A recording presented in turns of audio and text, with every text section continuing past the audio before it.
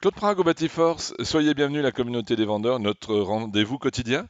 Aujourd'hui, je vais vous parler de la relation entre les émotions et l'énergie.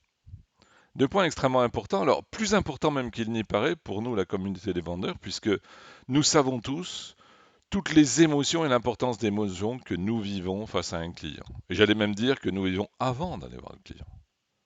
On s'aperçoit très souvent, certains d'entre nous, ou la plupart d'entre nous d'ailleurs, quand ils ont une difficulté avec un client, quand ils ont une émotion forte et négative, il est extrêmement difficile pour aller voir ce client.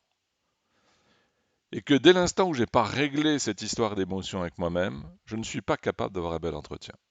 Donc quelque part, d'une certaine manière, aujourd'hui, l'émotion, il faut prendre conscience, et il est naturel que chacun d'entre nous vive des émotions. C'est naturel, et heureusement d'ailleurs, parce que l'émotion, c'est la vie.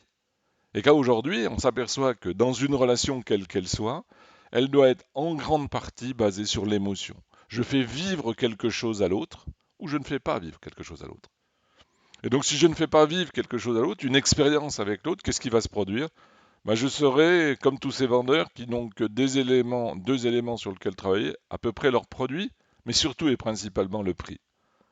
La vraie différence, c'est cette émotion-là, c'est de faire vivre quelque chose à quelqu'un. Donc, quelque part, le premier élément, c'est de tenir compte de ses propres émotions à soi. 99% de notre vie, 90% de notre vie est liée à notre vie émotionnelle. Certains vous diront gérer ses émotions. Moi, je veux juste vous dire une chose par rapport aux émotions. Les émotions, elles existent et qu'il faut en tenir compte. Il faut vivre ces émotions. Parce que de toute manière, vous ne les vivez pas, vous voulez les garder à l'intérieur. La colère, vous voulez les garder à l'intérieur de vous. Oui, vous y arriverez peut-être un certain temps. Sauf qu'à un moment, qu'est-ce qui va se produire? C'est votre corps, lui, qui va vivre vos émotions et qui va les prendre. Et quand on dit que le siège de la colère, c'est le foie, très souvent des gens qui ont mal au foie, ils se disent, qu'est-ce qui fait que j'ai mal au foie? Posez-vous la bonne question. Est-ce que par hasard, vous ne seriez pas en colère? Après quelque chose, après quelqu'un, après vous-même peut-être? Peu importe.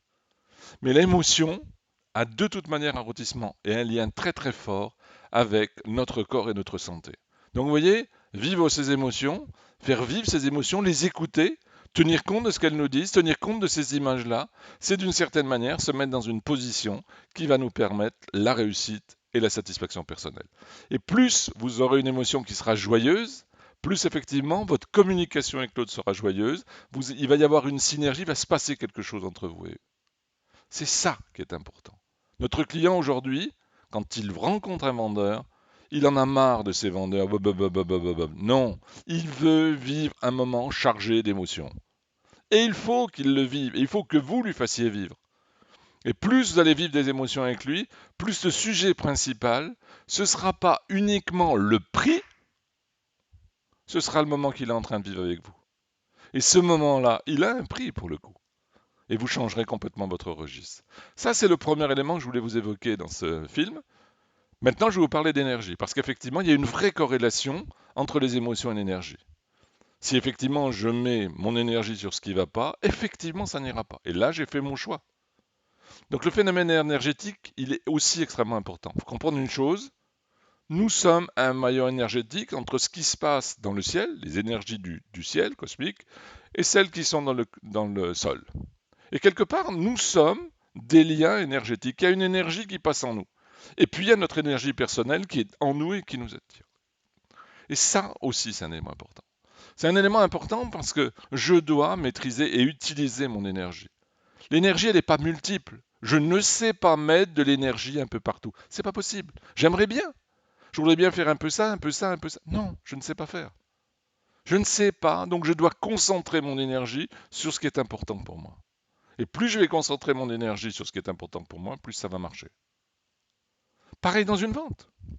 C'est pareil dans une vente. Vous avez un projet à un client, vous lui présentez.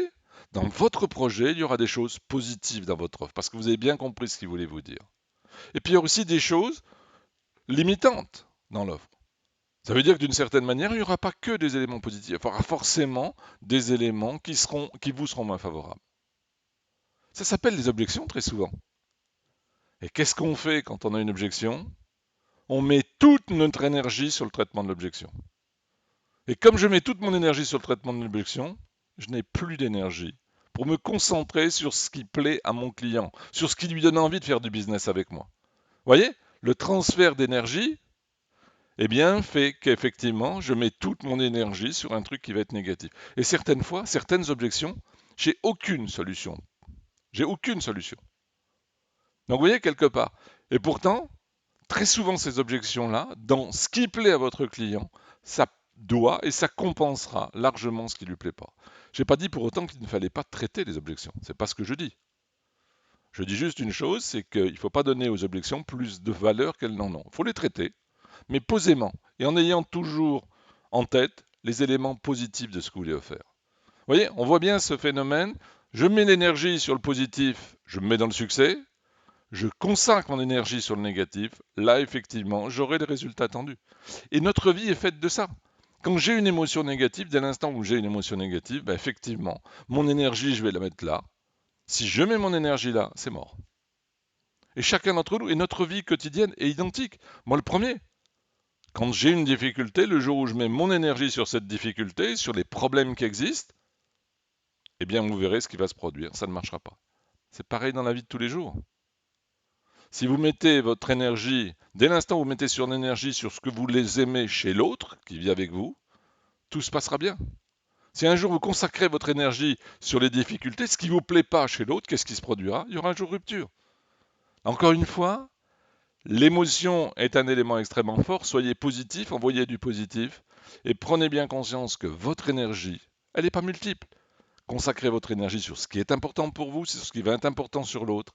Et c'est comme ça que demain, vos résultats en matière de vente, la vente sera plus naturelle.